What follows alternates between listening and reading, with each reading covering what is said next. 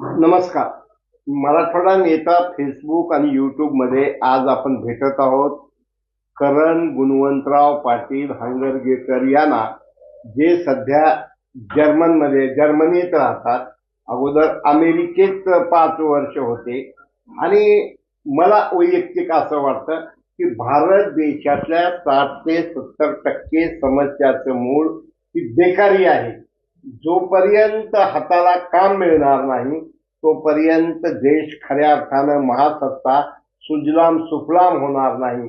म्हणून एक अभ्यासू, ज्यांचे पिताश्री गुणवंतराव पाटील हंगरगेकर इंजिनियर असताना शेतकरी संघटनेचं, ज्यांनी शरद जोशी यांचे राईट हँड म्हणून एक थिंक टँक म्हणून काम केलं, आई डॉक्टर. आणि मी जेव्हा फॉरेनहून येतात 2 आठवड्यासाठी 3 आठवड्यासाठी, तेव्हा मी यांना भेटणं आणि माझं ज्ञान वृद्धिंगत करण्याचा प्रयत्न करतोय. तर मीच एकटं माझं ज्ञान न वाढवता सर्व श्रोत्यांना हे ज्ञान फेसबुक आणि युट्यूबच्या लोकांना वाढावं, माहिती मिळावी, म्हणून आपण भेटत आहोत गुणवंतराव आपले करण पाटील यांना. मित्र हो, शेअर करा, फॉरवर्ड करा, लाईक करा. करण साहेब नमस्कार. नमस्कार. आपण भारतातली कालची, आजची आणि उद्याची बेकारी आणि त्यावर मार्ग तुम्हाला काय काय वाटतं?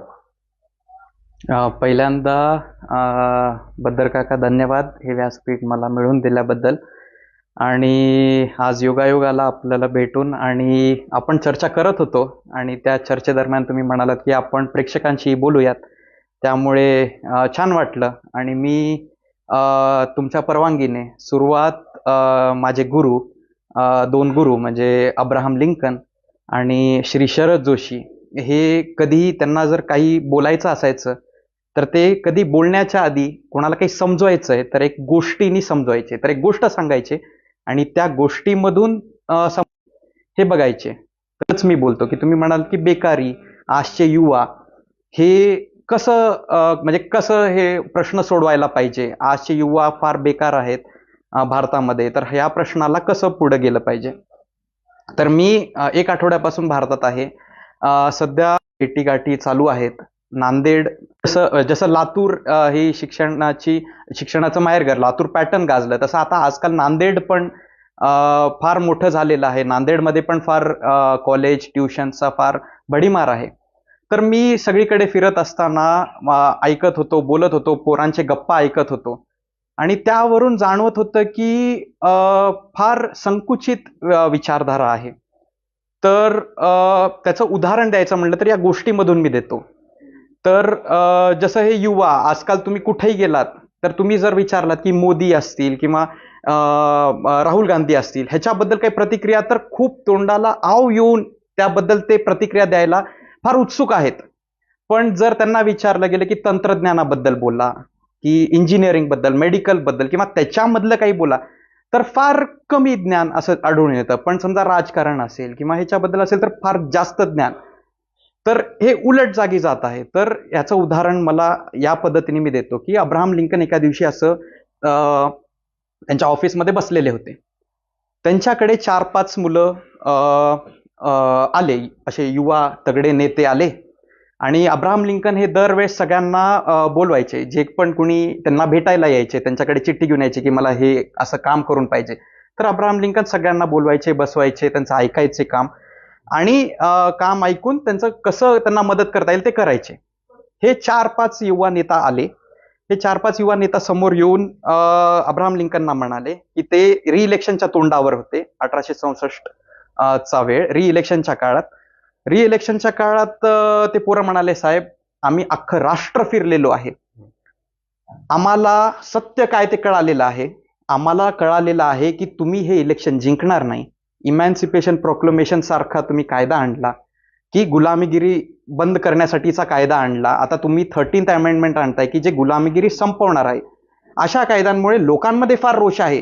तुम्ही हे इलेक्शन हारणार, हे सत्य आम्हाला जाणलेलं आहे. अब्राहम लिंकन नम्रपणे त्या मुलांना बसवतात, म्हणतात, पोरं हो, नाश्ता केलात का? फिरून आला असताल, थकला असताल, थोडा नाश्ता कॉफी प्या. मी तुम्हाला एक गोष्ट सांगतो, तर ते असं म्हणाले की मी एका वकिलाला ओळखायचो. त्या वकिलाकडे एक पोपट होता. त्या पोपटाचं वैशिष्ट्य असं की तो पोपट दररोज सकाळी उठला की तो म्हणायचा की मी खूप धर्मग्रंथ वाचलेले आहेत, सत्य काय ते कळालेलं आहे, उद्या या जगाचा अंत होणार आहे हे सत्य मला कळून चुकलेलं आहे.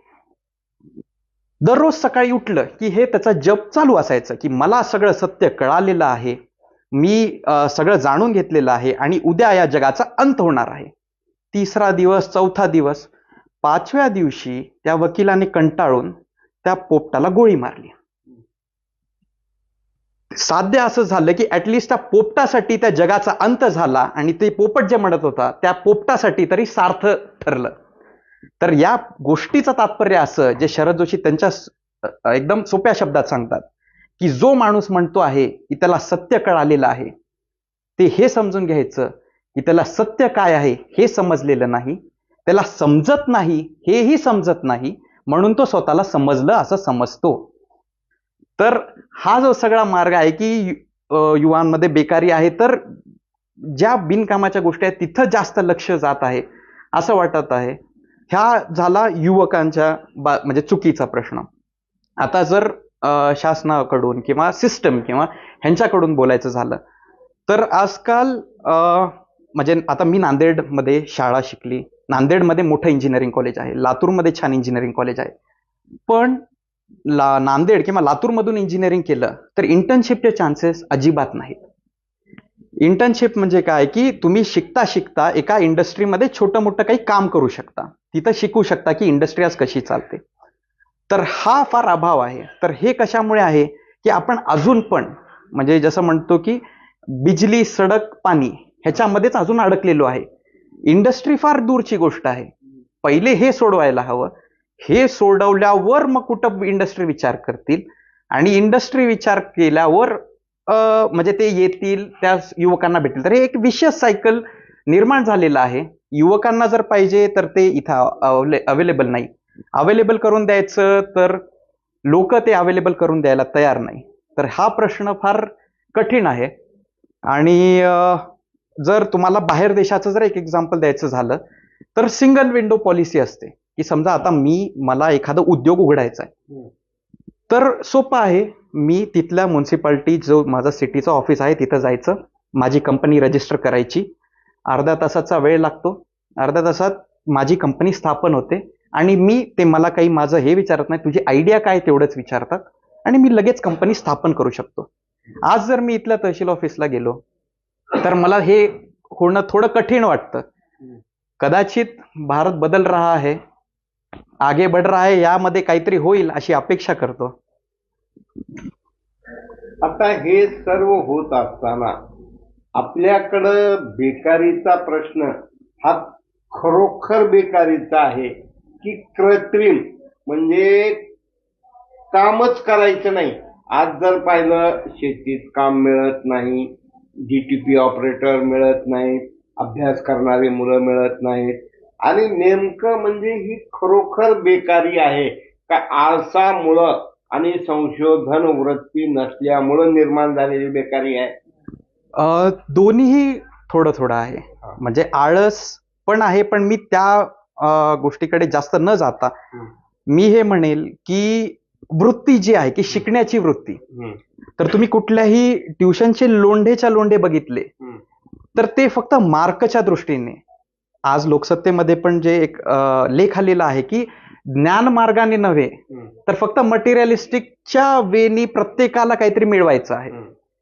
तर हा जोपर्यंत विचारामध्ये बदल, जसं तुम्ही म्हणाल की संशोधन वृत्ती कमी आहे, ती अधिक झाली जेव्हा तुमचं संशोधन वाढतं, तेव्हाच तुमच्याकडे नवीन आयडियाज येतात, तेव्हाच नवीन आयडियाज मधून काहीतरी नवीन उद्योग ठरतात. 100% आजचं स्टॅटिस्टिक्स असं पाहायला गेलं तर तुम्ही वेंचर कॅपिटलिस्टचं स्टॅटिस्टिक्स बघितलं तर 100% समजा स्टार्टअप्स निघत असतील तर फक्त 10% सक्सेसफुल होतात, 90% फेल होतात. हे सॅन फ्रान्सिस्को म्हणजे सिलिकॉन व्हॅली ज्याला म्हणतात तिथले हे स्टॅटिस्टिक्स आहे. पण त्याच्यामुळे काय सॅन फ्रान्सिस्को वाले व्हेंचर कॅपिटलिस्ट पैसा लावण्यात घाबरत नाही किंवा संशोधन मध्ये पैसे घालण्यात घाबरत नाहीत. याचं कारण असं की त्यांना माहिती की या 10%चं ते खूप मोठा फायदा होऊ शकतो. त्यासाठी हे 90% त्याच्यामध्ये संशोधनमध्ये पास फेलियर हे ठरलेलं आहे. 100% एफिशियन्सी किंवा 100% रिझल्ट येणं हा फार कठीण गोष्ट आहे. त्यामुळे जास्त इन्व्हेस्टमेंट असणे, जास्त इच्छा असणे, त्या ह्याच्यामध्ये मोटिवेशन देणे, की समजा कुणी, माझ्या एका मित्राचं मी उदाहरण देतो. त्या मित्रांनी एक कॅफे टाकलं, मी त्याला काल भेटायला गेलो. तर तो म्हणाला की मी नाही आहे त्या कॅफेमध्ये, तू माझा एक पार्टनर आहे, त्याला जाऊन भेट. आम्ही गप्पा करू लागलो. तो म्हणाला की अरे त्यांनी सुरू केलं, तो कुठे गेलाय? तर तो म्हणे तो मुंबईला गेलाय नोकरी करायला. का? तर लग्नासाठी. काय? तो उद्योग करतोय, छान त्याचा उद्योग चालू आहे, पण त्या उद्योग बघून कुणी मुलगी देत नाही. तो जर नोकरी करत असेल तर त्याला मुलगी देतील, म्हणून त्यांनी ते उद्योगाचं सगळं मागे ठेवून. तर ही वृत्ती जोपर्यंत आपण चेंज करत नाही की उद्योग चांगला आहे, व्यापार चांगला आहे, स्टार्टअप चांगले आहेत, ह्याच्यामध्ये अजून मोटिवेशन दिलं तर फरक पडू शकतो.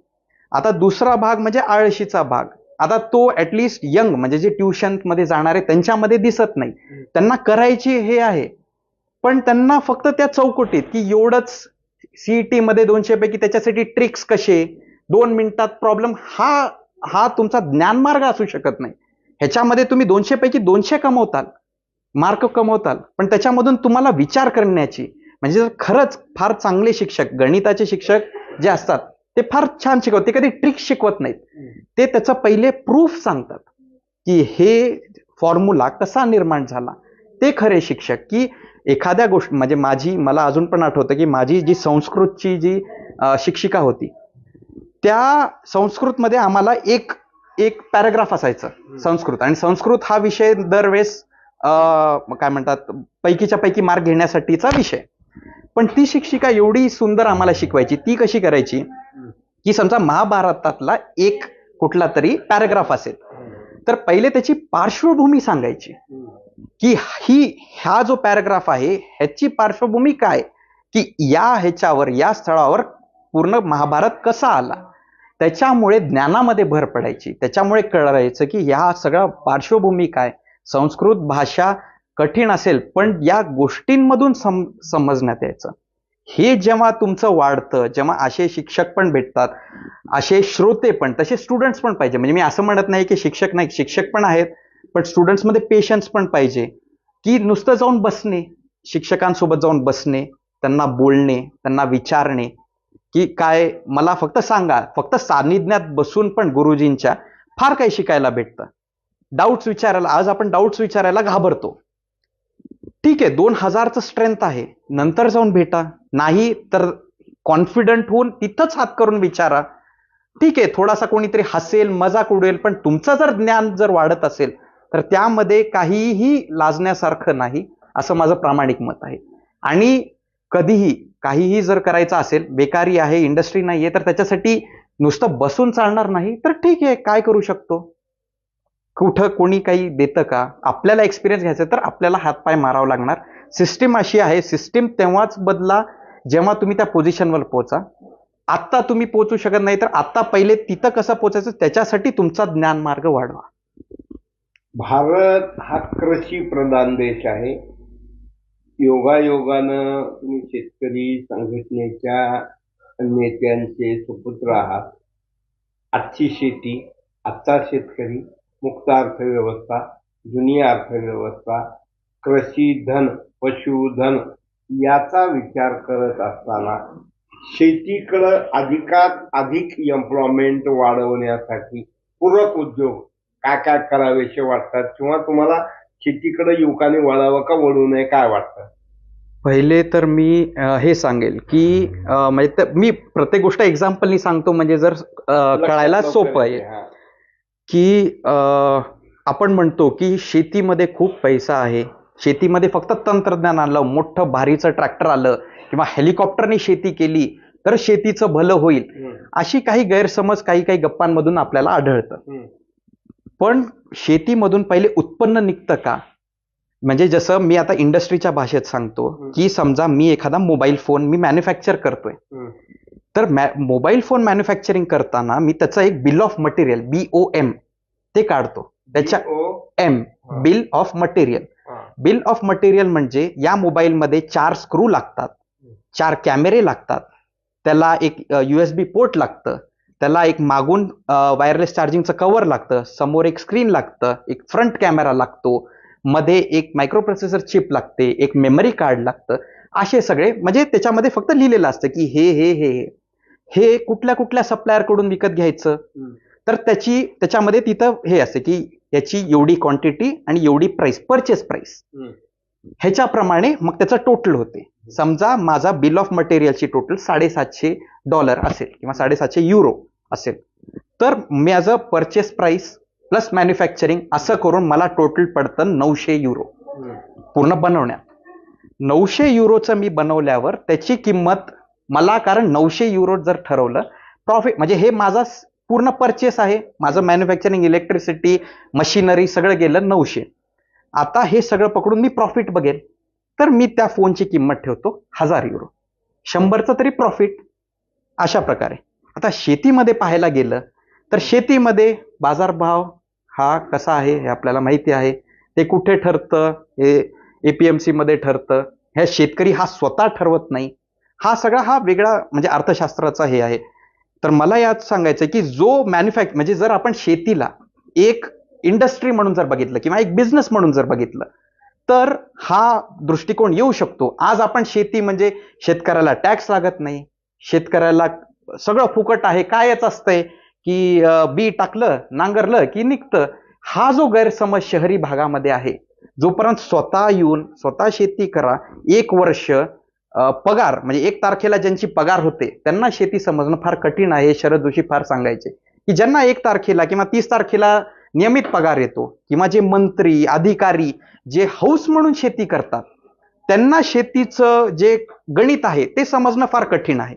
जे स्वतः शून्यापासून जे शेती करतात आणि पुढे जातात त्यांना खरं शेती समजू शकतं. आणि आजची परिस्थिती अशी आहे की शेती आपल्याला घाट्यामध्ये दिसते.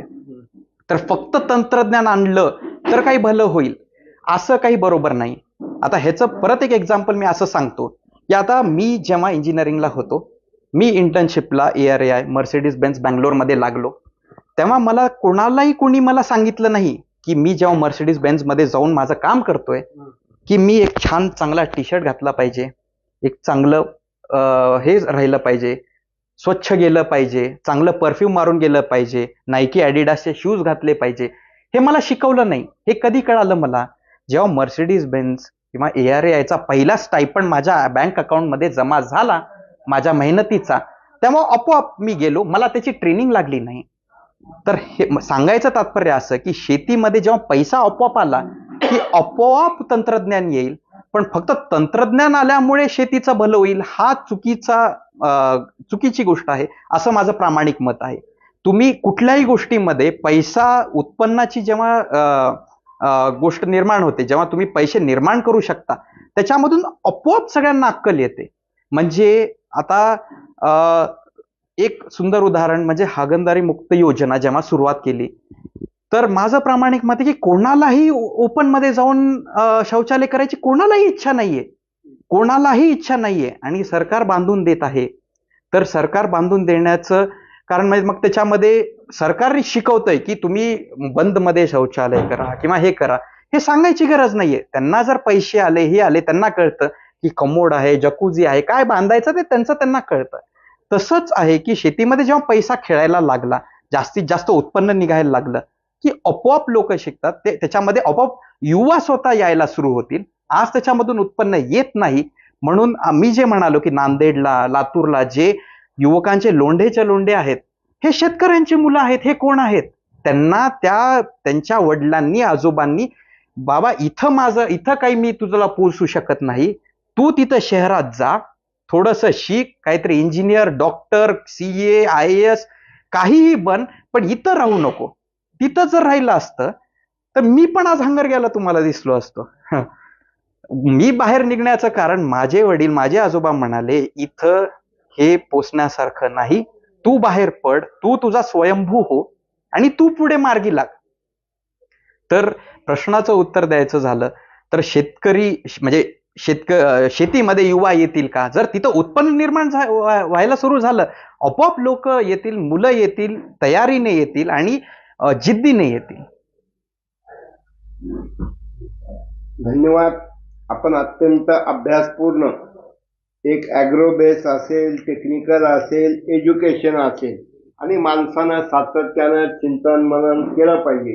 त्या दृष्टिकोनातून वेगवेगळे पैलू. मित्र हो, जिद्द पाहिजे. एकदा नोकरी मिळाली, छोकरी मिळाली की संसाराचा विचार न करता जगाचा, मित्राचा, शेजाऱ्याचा विचार करणं, यासाठी दृष्टी लागते.